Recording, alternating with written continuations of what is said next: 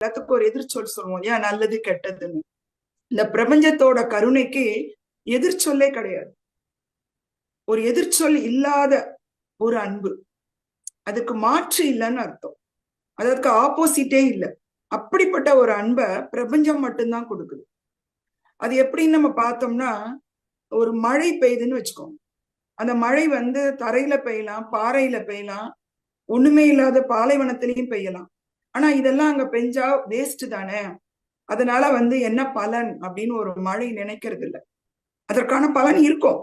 பாறைக்குள்ளேயும் கல்லுக்குள் தேரை இருக்கு, அதுக்கே கூட உணவளிப்பார் கடவுள் நம்ம கேள்விப்படுறோம். அந்த பாறையில பெய்யறதுக்கும் ஏதோ ஒரு காரணம் இருக்கும். நல்ல வயல்வெளியில பெஞ்சதுன்னா நிறைய அறுவடை கிடைக்குது, அதுக்கு ஒரு காரணம் இருக்கு. ஆனா மாதிரி அன்பை செலுத்தும் போது இதுக்கு என்ன பயன், இந்த அன்பை செலுத்துறதுனால நமக்கு என்ன பயன், இல்ல அவங்களுக்கு தான் என்ன பயன் அப்படின்ற எண்ணம் இல்லாம நம்மளால அன்பு செலுத்த முடியுதா?